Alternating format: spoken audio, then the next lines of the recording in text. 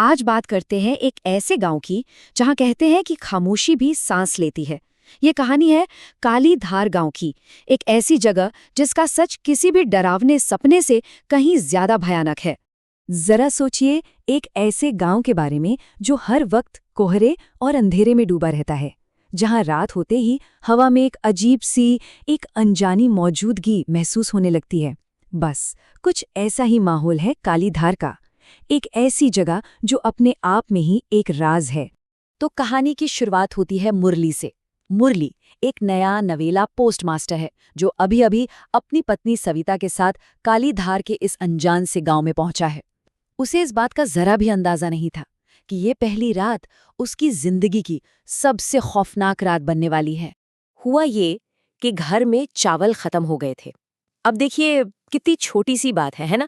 लेकिन यही छोटी सी जरूरत मुरली को मजबूर कर देती है कि वो पत्नी के लाख मना करने के बावजूद उस घने कोहरे और डरावने सन्नाटे वाली रात में बाहर निकले। मुरली का इरादा तो बड़ा सीधा सा था, लेकिन गांव की वो जो खामोशी थी और वो घना कोहरा, वो दिल में एक अजीब सा डर पैदा कर रहा था। दूर से आती ट्रेन की सीटी की आवाज उस सन्नाटे को और भी ज्यादा डरावना बना रही थी। ऐसा लग रहा था मानो रात होते ही ये पूरा गांव अपनी सांसें ही रोक लेता हो। वो चल ही रहा था कि अचानक सड़क के किनारे उसे एक टिमटिमाती हुई लालटेन दिखी। एक पुरानी सी गुमटी दुकान, उस घने अंधेरे में ये किसी उम्मीद की किरण जैसी थी। दुकान के अंदर जो औरत खड़ी थी उसका नाम था झुमरी। अब उसका बर्ताव तो बड़ा मीठा था, पर चेहरे पर एक अजीब सी मुस्कान थी। और सबसे अजीब बात ये थी कि उस पुरानी टूटी फूटी दुकान में चावल का पैकेट एकदम नया था, बिल्कुल साफ सुथरा, जैसे खास मुरली के लिए ही रखा गया हो। तो झुमरी ने मुरली से बड़ी ही मासूम सी रिक्वेस्ट की। बोली कि उसकी आंखों में कुछ जलन हो रही है और ये पुराना घड़ा रास्ते में अड़ रहा है। उसने मुरली से कहा कि वो इसे बस पैर मारकर थोड़ा किनारे कर दे। मुरली ने भी ज्यादा कुछ सोचा नहीं और घड़े को दे मारी एक लात, और बस तभी एक जोर का धमाका हुआ। घड़ा टूटते ही जो कुछ बाहर निकला उसे देखकर मुरली के होश उड़ गए। राख, छोटी छोटी हड्डियां, मुरझाए हुए फूल और एक ऐसी बदबू जिसे बर्दाश्त करना नामुमकिन था। साफ था ये कोई मामूली घड़ा नहीं था। जैसे ही मुरली दुकान से बाहर निकला, उसने बस यूं ही पीछे मुड़कर देखा, और जो देखा उसे देखकर उसके तो रोंगटे खड़े हो गए। लालटेन की उस हल्की सी रोशनी में झुमरी की परछाई जमीन पर बहुत दूर तक फैली हुई थी, इतनी लंबी कि वो किसी इंसान की हो ही नहीं सकती थी। अगली सुबह जब मुरली का पड़ोसी उससे मिलने आया, तब जाकर गांव का वो भयानक राज परत दर परत खुलना शुरू हुआ, जिसने मुरली के होश उड़ाकर रख दिए। पता चला कि ये झुमरी कोई साधारण औरत थी ही नहीं, वो तो एक डायन थी जो काला जादू करती थी और गांव के बच्चों की बलि चढ़ाती थी। आखिरकार गांव वालों ने उसे रंगे हाथों पकड़ा और मारकर उसकी आत्मा को एक घड़े में बंद कर दिया था। ये सब सुनते ही मुरली के तो पैरों तले से जमीन ही खिसक गई। उसे एकदम से समझ आ गया कि झुमरी ने कैसे अपने मीठेपन का जाल बिछाकर उससे ही वो घड़ा तोड़वा दिया और अपने आत्मा को आजाद करवा लिया। कांपते हुए उसने सारी बात अपने पड़ोसी को बता दी, और झुमरी ने वापस आते ही अपना खेल शुरू भी कर दिया था। उसने गांव के एक आदमी पर हमला किया था, लेकिन उसे जानबूझकर जिंदा छोड़ दिया ताकि वो पूरे गांव को जाकर बता सके कि वो लौट आई है। अब अपनी गलती का एहसास तो मुरली को हो ही चुका था, तो उसने ठान लिया कि वो गांव वालों की मदद करेगा।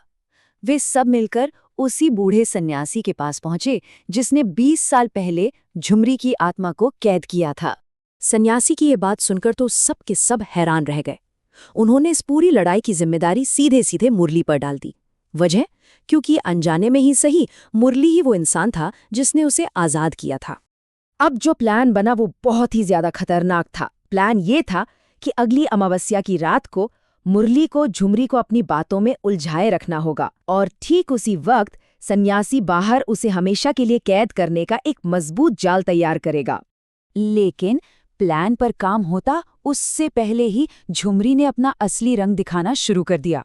उसने गांव के बाजार में एक भयानक तूफान खड़ा कर दिया और एक डरावनी हंसी के साथ अपनी वापसी का ऐलान कर दिया। तो अमावस की रात आ ही गई। मुरली का दिल जोर जोर से धड़क रहा था, पर वो दुकान के अंदर गया। उसने झुमरी को बातों में उलझाने का नाटक किया, जबकि बाहर सन्यासी और बाकी गांव वाले अपना काम शुरू कर चुके थे। और जैसे ही सन्यासी का घेरा पूरा हुआ और उसने मुरली को बाहर आवाज लगाई, झुमरी का असली भयानक रूप सामने आ गया। उसकी वो मीठी आवाज एक राक्षसी चीख में बदल गई। उसे समझ आ चुका था कि उसे फंसाया गया है, और वो गुस्से में मुरली और सन्यासी को जान से मारने की धमकियां देने लगी। जैसे जैसे सन्यासी और गांव वालों के मंत्र तेज होते गए, पूरी की पूरी दुकान और झुमरी की आत्मा दोनों ही भयानक आग की लपटों में घिर गए। उसकी दर्द भरी चीखें पूरी हवा में गूंजने लगीं।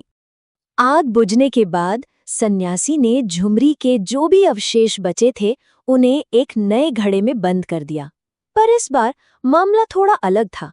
बंधन को और भी ज्यादा मजबूत बनाने के लिए सन्यासी ने उस घड़े को जमीन में बहुत गहरा दफनाया और ठीक उसके ऊपर एक बरगद का छोटा सा पौधा लगा दिया।